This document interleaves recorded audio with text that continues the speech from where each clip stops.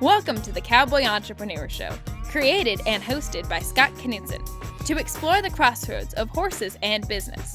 Now here's your host, Scott Knudsen.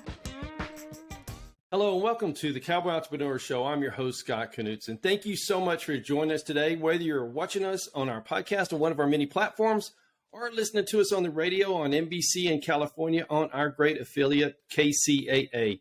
Welcome to the show, and please subscribe to our YouTube channel, Cowboy Entrepreneur. Today, we have a very special guest with us, Executive Director of the United States Team Penning Association, Cody Wood. Cody, welcome to the show.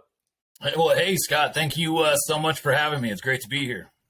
Man, I'm so glad we're getting to do the show. We've tried a couple of times, and either my weather or your weather, something's happened. So I'm glad we're getting it today for sure. Yeah, absolutely. So worked out good.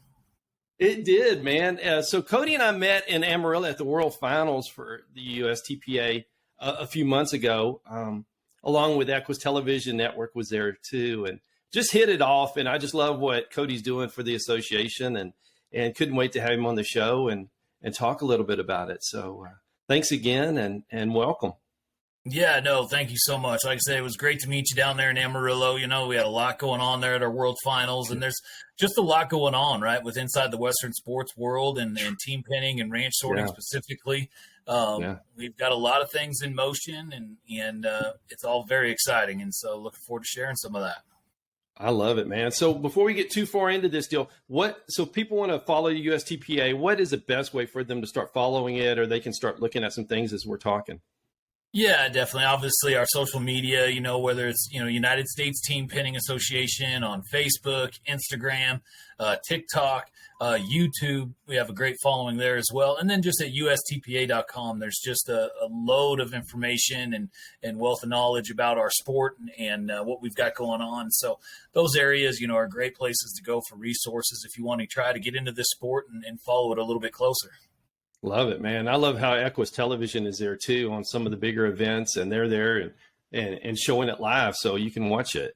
Yeah, they do a fantastic job. I mean, they have just been so great to work with, and one of the biggest wins for us with them is the ability to go back and rewatch certain things. Sometimes with some of those live feeds, whether through Facebook and things, there's some challenges, and Equus Television with their platform and the ability to kind of build a library has just been phenomenal. Not just for our riders and current members, but for people that are new to the sport to be able to go back and watch some of these intense championship rounds take place all right there through Equus Television.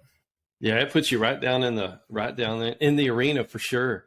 I love it. So let's talk about you, and then we'll jump back to the association. So where are you from, and how'd you grow up? Did you grow up around the sport of team sorting and team penning?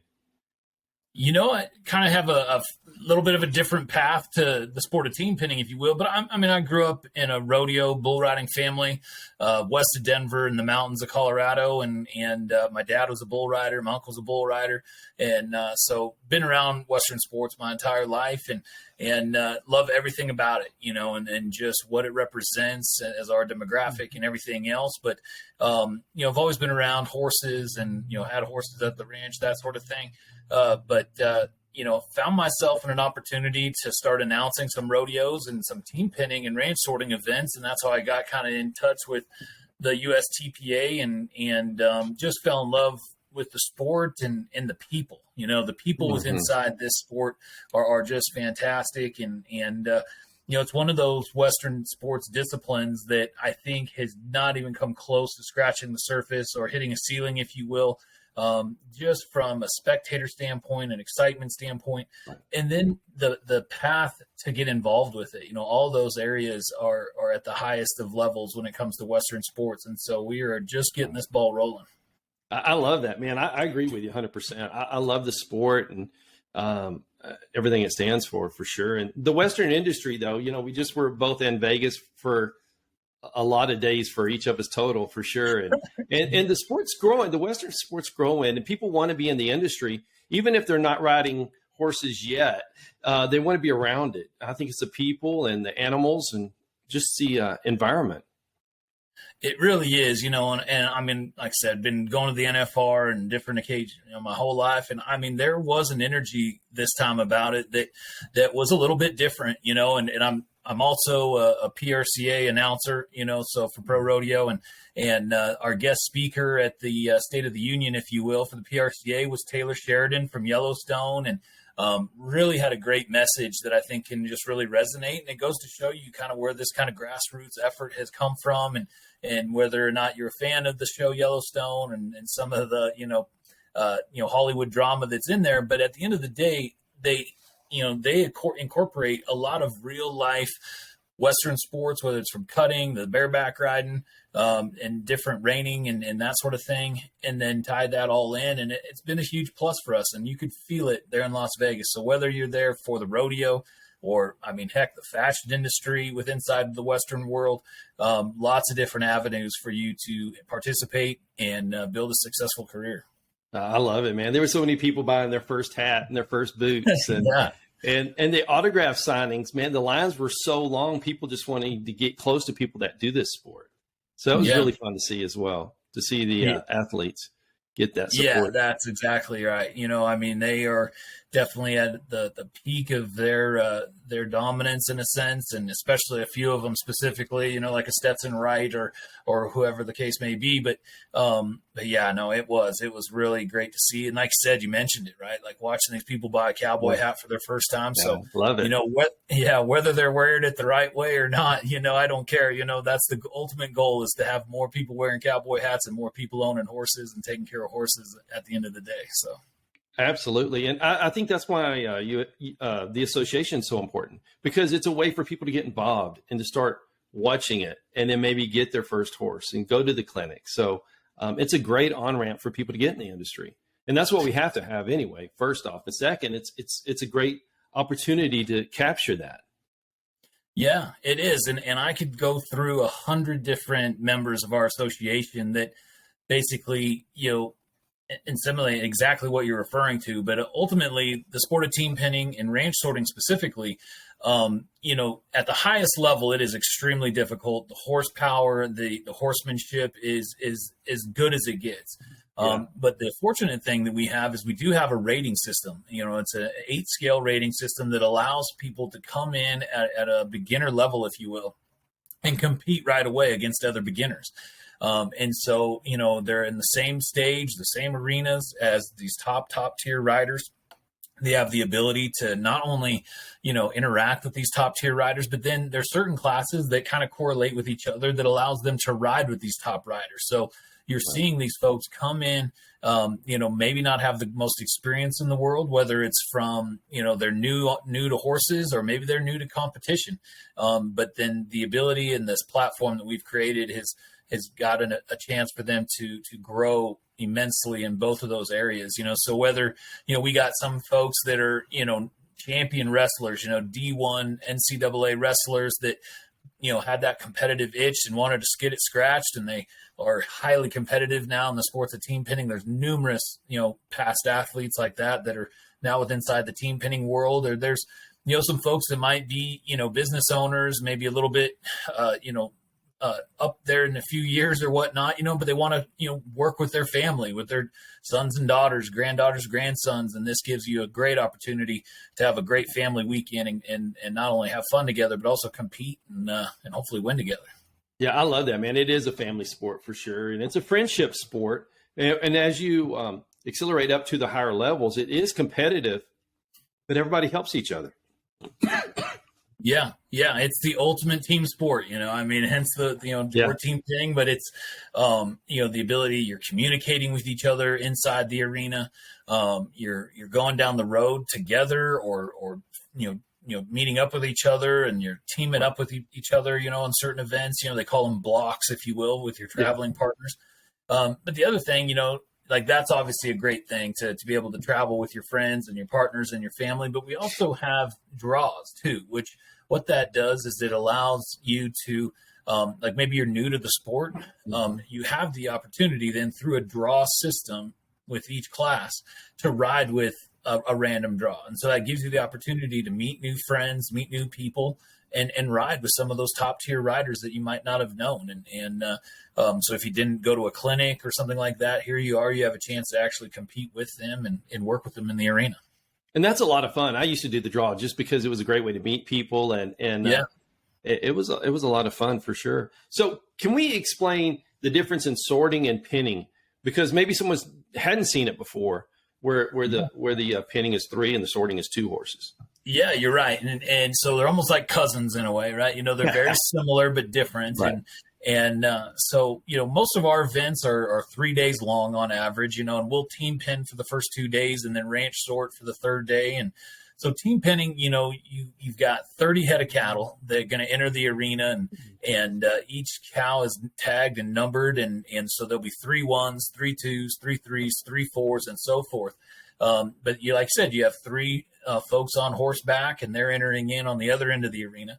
And then the announcer, once you cross that foul line, will call out a number. And so if he calls out cattle number 3, it is your job as a team to go in and grab all 3 of the 3s with inside that herd, and then bring them back down to the other end of the arena, where there's about a 12 by 16 foot pin, and get those 3 head of cattle pinned as quickly as possible. And so when you're comparing this to like a 90-point ride in bull riding or whatnot, you're going to have some teams that get it done in 25 seconds. And just to give you an idea of just how fast and how good some of these top tier riders are.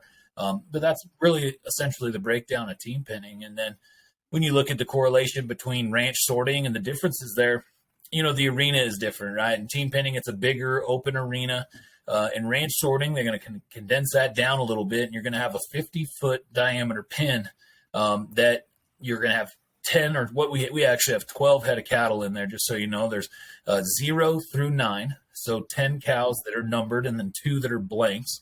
But then when that announcer does the same process of calling out a number, says he calls out number 1, it is your job then to pull out the first cow number 1, then 2, then 3, then 4, then 5, all the way down until 0. And the first one to get all 10 of those across in the appropriate order, then they're the winning team. So very, very exciting when you're talking about speed and on a time and under a clock, and especially when you start getting into rounds 3, 4, 5, that sort of thing, it gets real competitive real quick.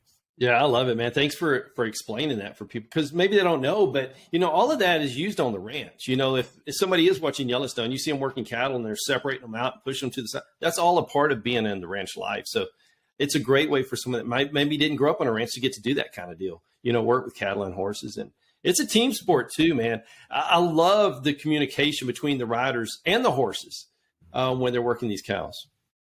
Yeah, no, there really is. They, especially like I said, in the ranch sorting too, specifically because you're in a closer, environment essentially, and there's only you and another person. So a lot of communication going on there, and then a lot of communication going into the herd, or going into the arena. There's different strategies on how to approach a herd.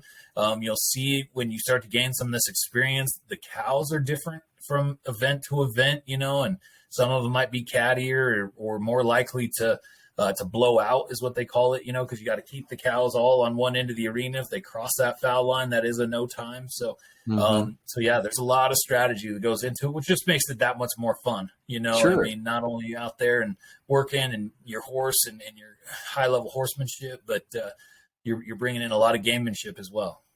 Love it, man. I love it. So we're going to take a quick break. When we come back, I want to talk a little bit about how people can get involved in the sport. I know there's a lot of good clinics around and a lot of good teachers. And we were talking about there's one in Southern California. And I'd love to talk a little bit more about that and get people involved and get them to their first clinic.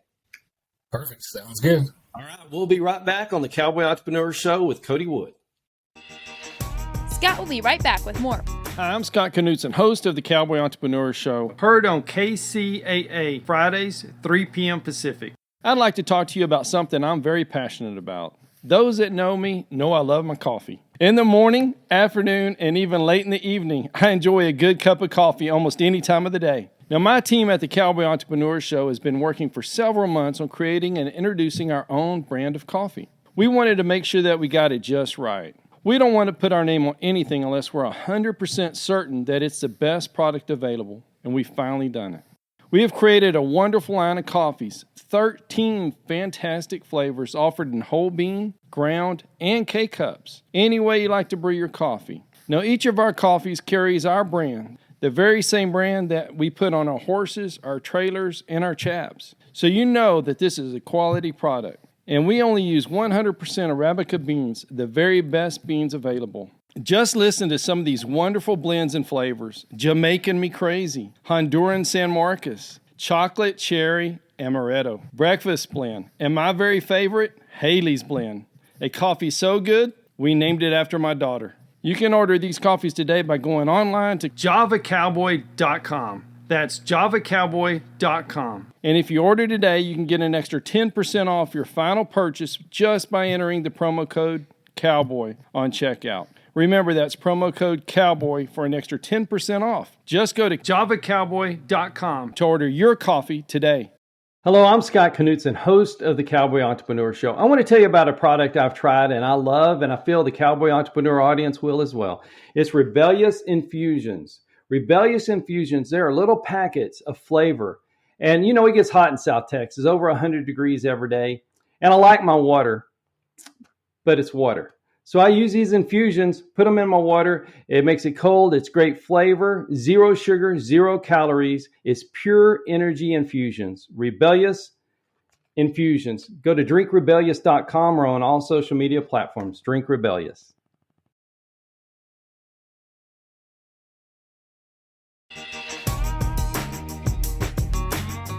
Welcome back to the Cowboy Entrepreneur Show. I'm your host, Scott Knutson, with Cody Wood, Executive Director of the United States Team Penning Association. So Cody, let's talk a little bit about how people can get involved in the sport. Maybe they've never had a horse before, or maybe they have one and they want to go to an event. How would someone get involved with a clinic or with a certain trainer? Yeah, definitely. And so, kind of like we had chatted earlier, on whether it's through social media or our website, honestly, I would love the opportunity to speak with anybody that had questions and would like, direction on where to go. Because, we've got trainers and events throughout the entire country, North America. We even have a lot in Italy and Venezuela and in South America. So essentially the best way to go about it is to find a trainer or a clinic that might be going on. And we have got our calendar slated with a lot of different clinics throughout 2023. That might be in your area. So that's obviously a great way to get started. You meet people, you get to learn hands-on right off the bat. Mm-hmm. So any sort of clinic you can get to is highly, desirable and a great way to get things started. However, like I said, we chatted about it a little bit. This is an event that if you do have, a horse or whatnot, you can come to any one of our events, get to know some people and enter the 3 class, if you will, so there is that path and you get you started and get you starting to, meet people, but you're riding with folks that either are at your same level. And if anything, maybe a little bit higher level, but very, very similar, so in the 3, just so you can understand a little bit, when we have a rating system that is essentially an N or a 0 all the way up to a 7. And so in a 3 class, you can't have somebody that adds up above a 3. So you might have like a 1 and a 2 and a 0, or you might have 3 1s or whatever the case may be. So as you can see, not a lot of separation in ability from one to the other. And so it really makes for a great environment to learn in. But if they're looking to get involved or buy a horse, for example, there is a tremendous amount of great folks out there that are not only going to look to, find a good horse for you that's great for, your level of riding, but more importantly, you as a person and your personality. I mean, these trainers do such a fantastic job of matching a rider with an equestrian athlete. So if anybody out there is interested, feel free to reach out to me anytime or any of the social medias, and we will definitely get you pointed in the right direction. I love that, man. And they do. They really care because you're going to be out there with them. And sometimes it's fun in a higher class. You might see a trainer and somebody getting trained by this guy riding together. And I think that's fun to see. Sure. And plus, there's no division, I don't believe, right, between male and female. They're out there together. No, absolutely. So we had 8. Yeah, so we had 8 year-end world champions this last year. 5 of them were women. And I am so proud of that fact and so proud of these ladies, honestly, for their toughness and grit getting down the road all year long. And what a great way to finish off the year. We had, like I said, 5 of the 8 were women, and then 5 of the 8 were from east of the Mississippi. which I also think is a great, Isn't that something? view. Yeah, just a view in a way that goes to show you where the sport is growing and what direction it's headed. That's so interesting. So what do you see the makeup of the association? Is it primarily, over 50% women now? Is it changing that dynamic, or is it about split? 50-50. Yeah, it's about 50-50. And as you get into the younger ages, that it probably leans heavier towards the ladies. We have got one of the things, speaking of things that I'm proud of, our youth inside our sport is probably the thing I might be the most proud of when I'm talking about, being a part of this organization and being a representative of it. We have got some young riders that have just over the last few years doing a lot of what we just talked about, riding with some of these other folks and being dedicated and committed to their sport, are just phenomenal. Right. We've had one individual that she was the number 6 world champion this last year. So when you're talking about, 7 being the highest, she's one from the very top. And, she won it by, a massive margin. And she graduated high school here in May and is a freshman at Texas A&M University. And she's just one of many, and her and our biggest class of the year, biggest event of the year. There's 3 people on a team. 2 of them were in high school. Both of them happened to be ladies, and they collected a check for over $42,000 with their partner. And so that was also great to see as well. I love that. And I'm so glad you brought that up. The purse money is so strong, and it really helps everybody get down the road. But it also, like you're saying about those 2 ladies, it helps with school and everything else. There's so much as far as a benefit to being a part of the association. Yeah, there really is. I mean, especially within the youth, right? If you, I don't know. I've been around youth rodeo and different things my whole life. And this is about as solid of an organization you're going to find for young athletes to not only, be around very successful, individuals in general, but the ability to grow and build some scholarship funds and go into college, without owing anything in a lot of cases. So right. That's awesome, man. Yeah, there's a ton of character in those kids, man, for sure. Yeah. But they learn it from the people around them, from the adults. They see the way the adults handle themselves, and it just trickles down. They do. And then we, they have to interact as well. They have to go to work and at these different events, they do some different fundraisers. They are massively helpful just from a hands-on perspective and whatnot, which is awfully nice. And then, kudos obviously to their parents for getting them down the road, and also to the other members that might not have kids. At any turn in the road, any opportunity, our membership will do anything and everything they can to help any one of these youngsters. And so that's also extremely helpful. And we've got some great events at our world finals, and, hope, that are based around the youth, and hope that maybe this next year you'd be able to come down and take a look at some of that as well. Oh, I love it, man. I love it. Let's talk about the World Finals, because I was there for just a quick period one day, but it's so much more than that. It's a several-day deal, and bands and bull riding, and it's an event. Yeah, it really is. And that's, all by design, and there's a method to the madness in every aspect. But so, yeah, like I said, it's 7 days long, so it is not just in and out, 7 days long. $100,000 added, over $600,000 in cash and prizes were paid out. But, like I said, a couple of key notes to take away from it is, we had over 10 individuals from Italy, that were a part of the World Finals, so just to kind of show you how globally this sport is. And so it was awesome to have them there. Going right back to our youth, we had one individual that has just been extremely dedicated, and Tanner Chapelier, that was a 3-timer, won 3 different classes. And I'm not talking, small classes, big, adult classes, if you will. The young man's only 12 years old and has got a big time, bright future, and was probably one of the biggest money winners of the week, with walking out of there with 3 gold buckles as well. So that was a huge highlight. And like I said, we also have incorporated bull riding and some other Western sport disciplines at some of our events, and it's been extremely helpful and successful in a couple different ways. Now, you might see, why does bull riding and team pinning have anything to do with each other? Well, I'll tell you, from a production standpoint, it's a very smooth flow, if you will, from one to the other. A little bit of an arena change, but They do work very well together from a production standpoint. And bull riding is, obviously it's the biggest draw attendance wise. I mean, the PBR itself is probably the biggest thing in all of Western sports, so utilizing bull riding to bring people into the stands. And we had, close to 2,000 people in the stands, and that energy just increases. And a lot of these folks have never seen team pinning before, so they come to watch a bull riding and then have the extra benefit of getting to watch one of the greatest Western sports in the world in team pinning. And it's awesome to watch. When you look at the crowd and the bull riding, performance might be over and the team pinning starts and these 30 cows start coming into the arena, you see the people kind of perk up in their seat, kind of go to the edge of their seat and be like, what is going on here?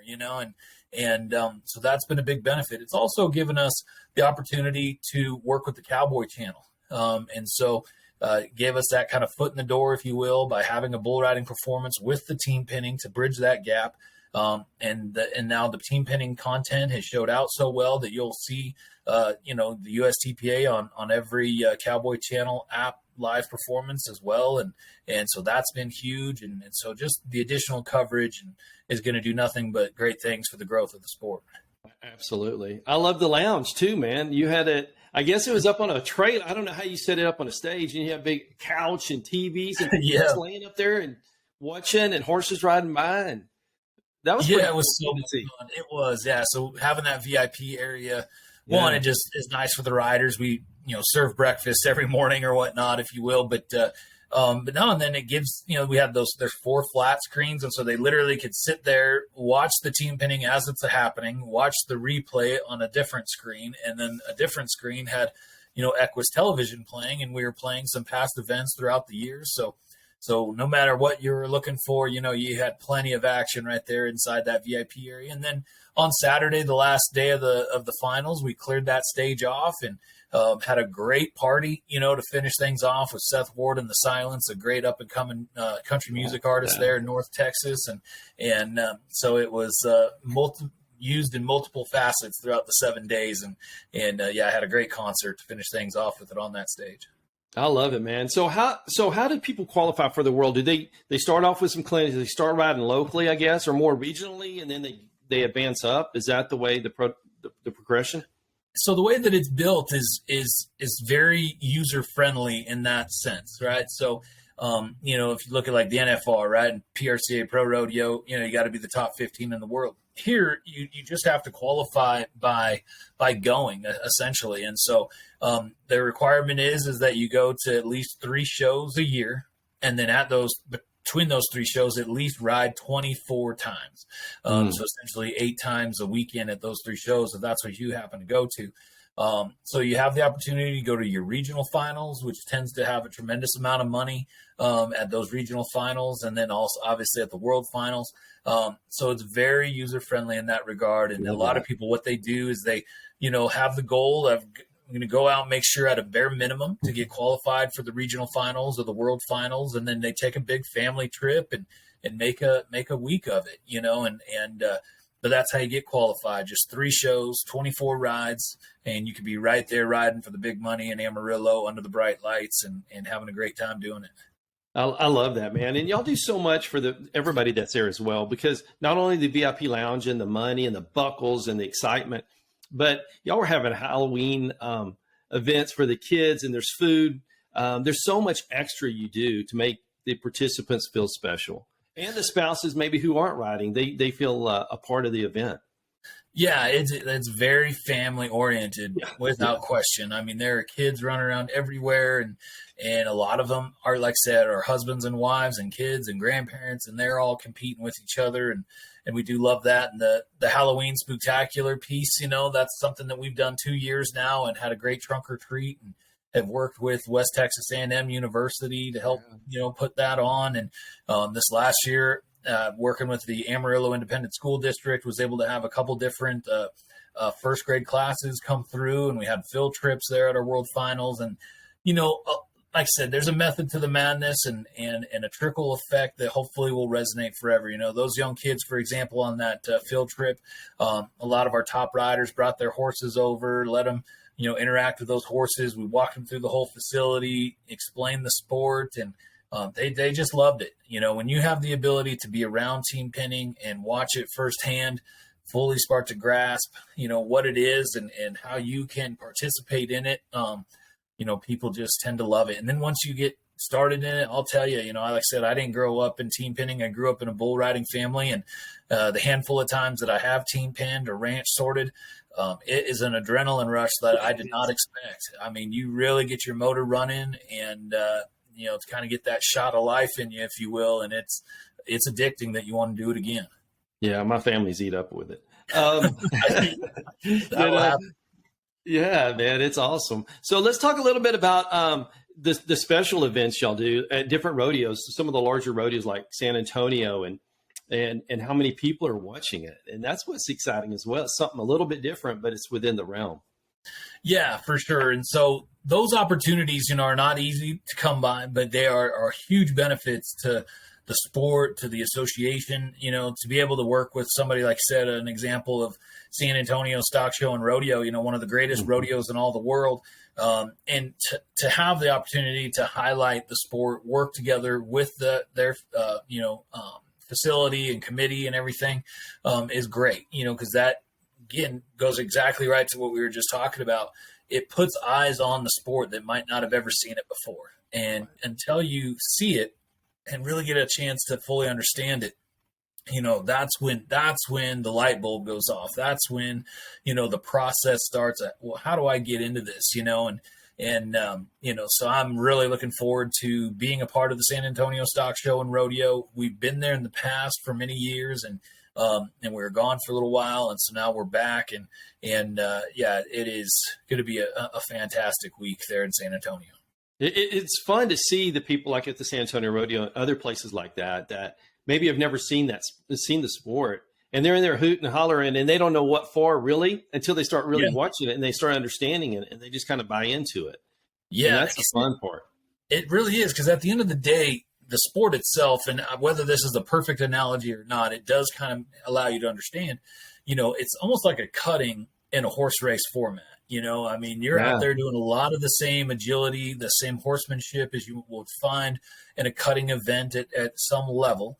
But then the ability to turn that cow back and run him down the fence line and bring him back to the pin. And like I said, you're talking 20, 25 seconds, 30 seconds.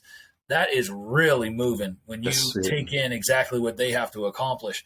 And so, it's exciting in those areas. And San Antonio is just one piece of the puzzle throughout the 2023 season for us to help grow this sport. And we got other events and big rodeos that we'll be a part of. And we're really looking forward to carrying over the success from 2022 into 2023.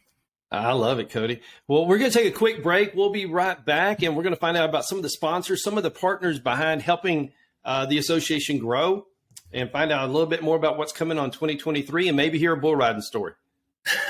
We'll be right back on the Cowboy Entrepreneur Show. Thank you for listening to the Cowboy Entrepreneur Show. Scott will be right back with more.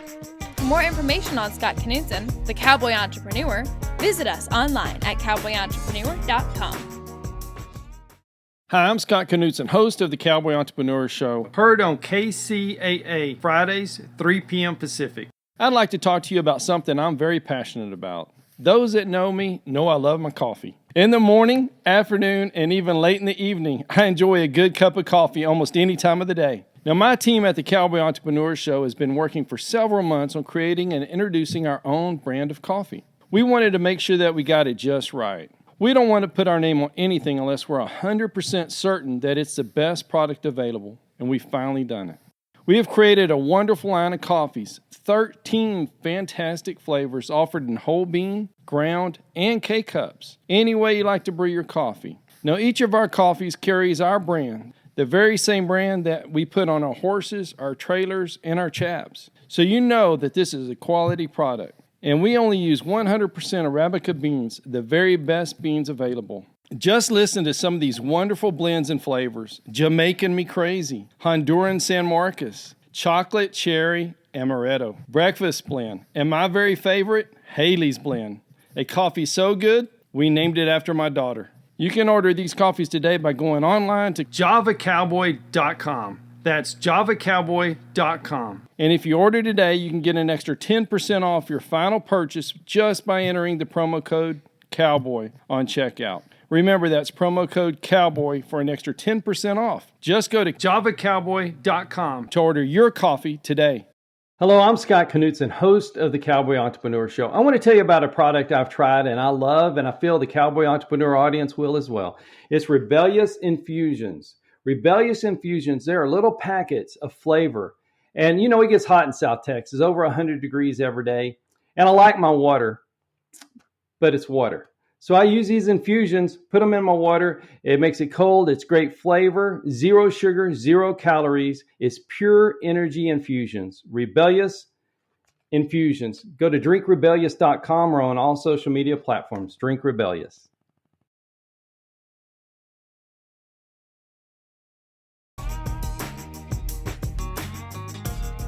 Hi, welcome back to the Cowboy Entrepreneur Show. I'm your host, Scott Knutson, here with the Executive Director of the United States Team Pinning Association, Cody Wood. So, Cody, let's talk some about the partners, the great partners of the association that are helping it expand globally. Yeah, I'm thrilled to talk about our partners any chance I get, and we've got some great ones, you know, and quite a bit of them. But, you know, we've got folks like a Rayco Builders, who happens to be one of our members, but has a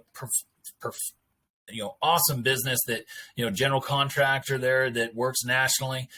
Cubit Hay Company, you know, obviously goes hand in hand with all the horses and cattle we work with, but they deliver across the country. Visit Cheyenne. You know, if you guys are looking for any sort of vacation, you want a Western experience, come visit Cheyenne in the state of Wyoming. And so thank you to them. Elite Equine is another great one that we work with, one of the top performance supplements for horses going right now that's new to the U.S. You know, it was over in South Africa and the U.K. And then folks at Boot Barn, right? You know, so Boot Barn is probably, you know, that's our big staple, if you will. And you got to really give credit to them and support them whenever you can, because a lot of people don't know this, but they've supported over 600 different Western sports events throughout 1 year period. You know, so when you're talking about an organization and a business that is truly giving back to its customers and its demographic, you know, Boot Barn is definitely not only a big supporter of the USTPA, but Western sports as a whole. And, you know, so you can't, you know, thank them enough. But, and then there's just other, you know, Equus Television. I mean, they're just fantastic people. Love what they're bringing to the table, not just here in the USTPA, but for the equestrian sports world in general. And the list goes on. And I can't thank them all enough for what they've done to, you know, help further our cause and grow this sport. Well, and so how do other partners get involved? Maybe they're watching the show or listening to us on KCAA, and they're like, we want to become a part of this. We want to help. We want to partner out. How do they do that? Yeah, I appreciate you asking. I mean, honestly, I would be that point of contact, you know. So Cody, CODY, at USTPA.com is my email. But you're right. I mean, just to give you a quick example, I mean, our viewership, not including Equus and Cowboy Channel, this is just our grassroots effort, is up 130%. We had 1.2 million views this last year. The World Finals alone almost had 250,000 views. And again, with the ability for us to, you know, the viewership coming in through Equus, through Cowboy Channel, through Facebook, YouTube, a lot of different ways to get this brand in front of other customers. And so, you know, not only do you have the banner in the arena and things like that you'd have at any Western sports event, but our live feed is second to none when you're talking about other Western sports. And obviously, you know, take the PBR and the PRCA out of the equation, but I would challenge any other Western sport and their quality of live feed with ours. And I think we'll be right there with them. And it gives us a great platform to promote these partners, really drive sales, and create brand awareness for each one of them. I love that, man. And you know, the people in the industry that are part of the association, they're gonna work with those partners. They're gonna support those partners for helping them, and with all the scholarship, everything with the kids too. That's just a big deal. It really is. And you're right. That's that right there in itself. I mean, our demographic as Cowboys or Western sports folks, however you want to describe us, we are as loyal as they get. You know, I'll give you a prime example. I haven't bought anything but Cooper tires for the last 15 years. So I mean, that's just myself personally, and subconsciously, I will not go buy anything else besides a Cooper tire because of what they have brought to the sport of bull riding, the sport of rodeo, and you see that resonate. Rayco Builders, for example, had a great sale this last week and was told that it was generated based off of those views and watching our live feed. And so I'm super proud of that. And yeah, so thank you to all of our partners and anybody, whether you support the USTPA, if you are supporting anything in Western sports, thank you for what you've done, and we need it. Well said, man, from both of us, man. It's so important that they do that, and we try and give back to the partners for sure. But it's our lifestyle, It's what we want to pass to the next generation, and those partners help us do that. So they're always special to us. So what's on task for 2023? Because y'all are growing, like you say, with such big numbers, triple digit, which is incredible. Yeah. What's on task? We've got a lot in store. Like I said, we talked about San Antonio a little bit, but we also are going to be in Madison, Wisconsin at the Midwest Horse Fair, which is a fantastic event itself. There's thousands and thousands of people roll through there. And the Days of 47 Rodeo in Salt Lake City, Utah is one of the fastest growing PRCA rodeos in the world with an Olympic-style format. And so we're going to bring a slightly different format of team pinning there as well. And that is slated to be a huge event for us in 2023. And then our elite finals. We kind of alluded to it earlier where those two young high school girls were part of the three-man team that won over 42,000. Well, this year that went from 75,000 added in 2022 is now going to be 100,000 added in 2023.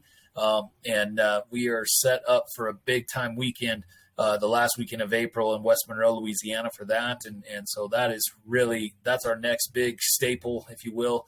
And so that's just exciting in itself. But ultimately, what this is right now and the growth that we're having is creating, more producers. There's so many more people getting involved around the country that now you're starting to see these people call in, like, how do we put one on, and then that's our job is to help facilitate that and educate them on the best way to go about it and get them inside the team pinning fold, if you will.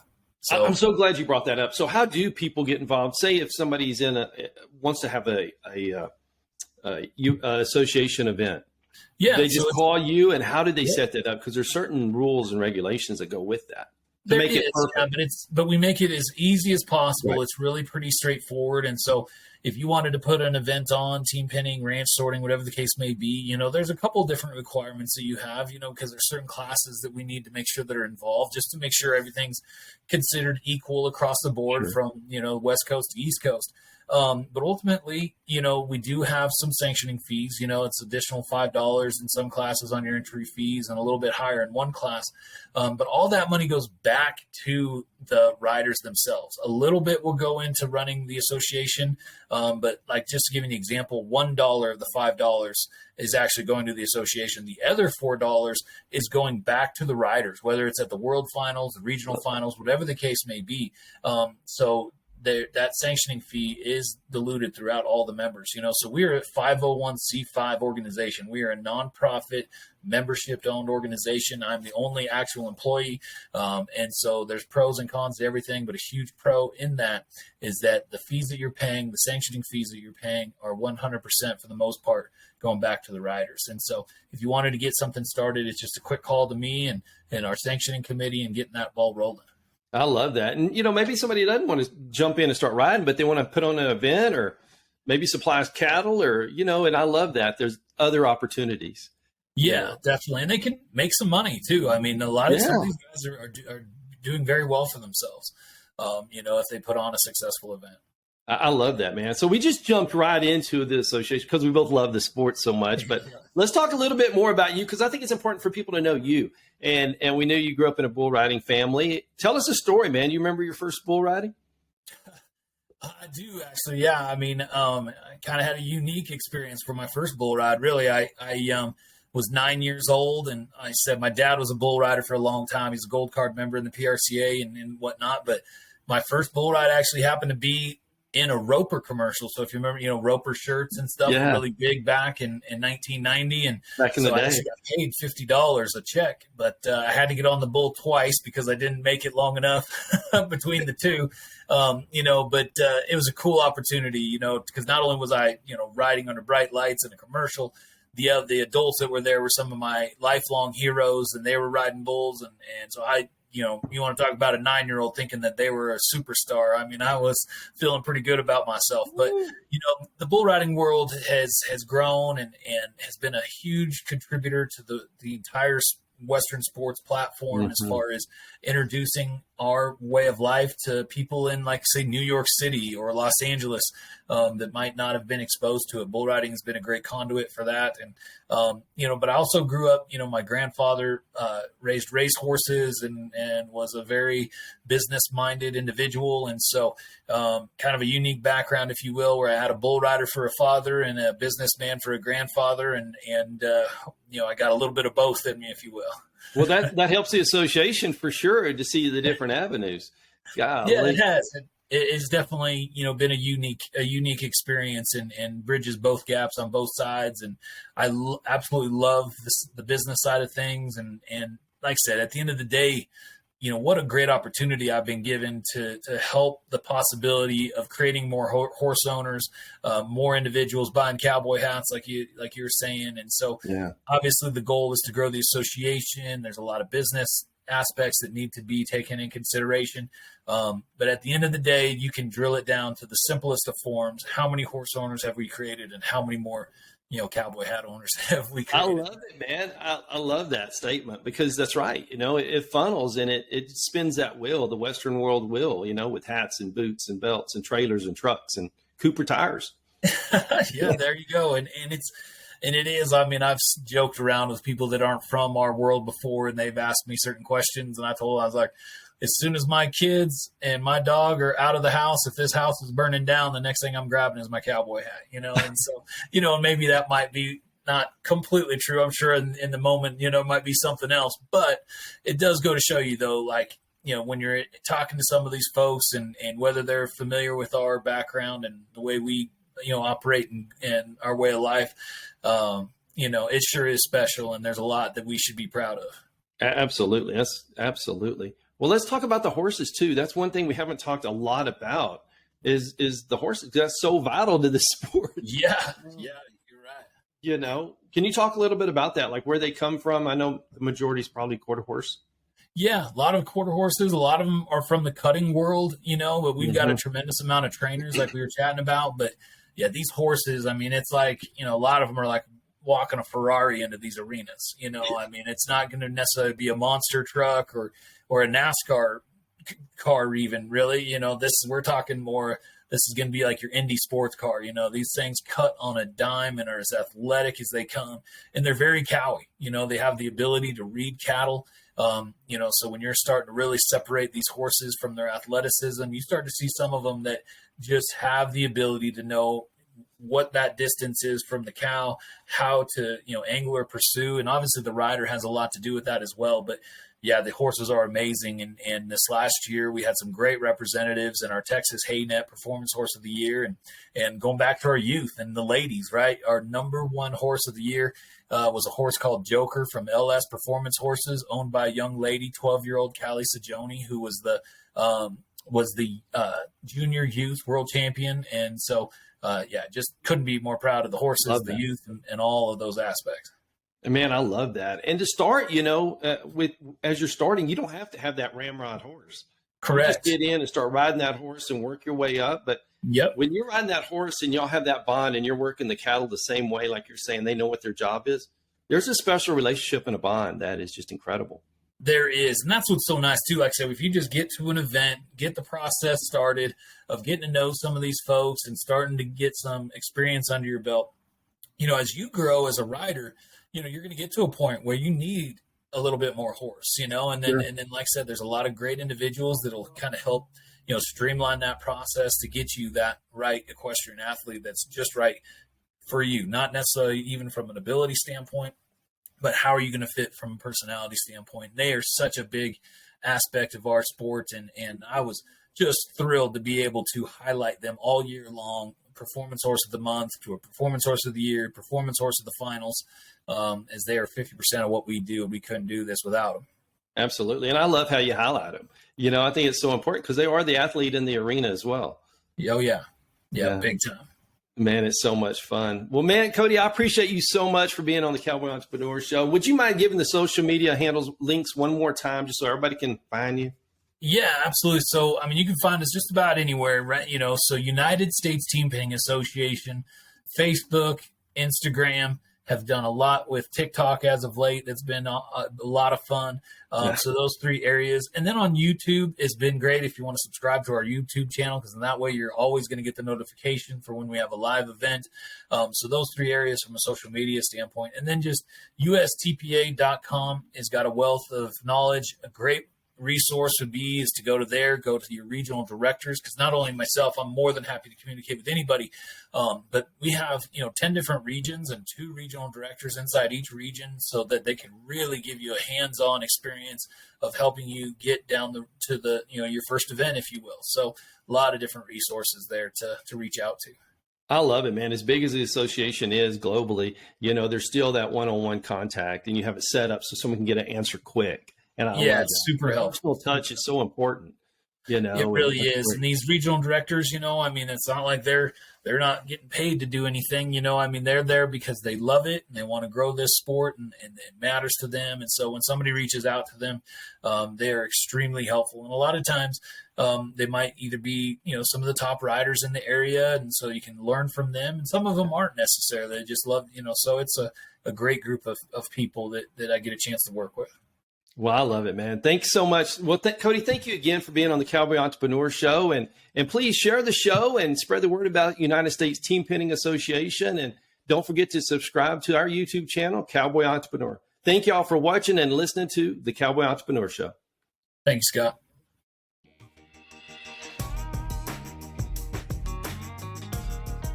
Thank you to all the great sponsors of the Cowboy Entrepreneur Show. If you or your business is interested in being a sponsor of the Cowboy Entrepreneur Show, please call our office at 830-992-1786 or visit our website, cowboyentrepreneur.com.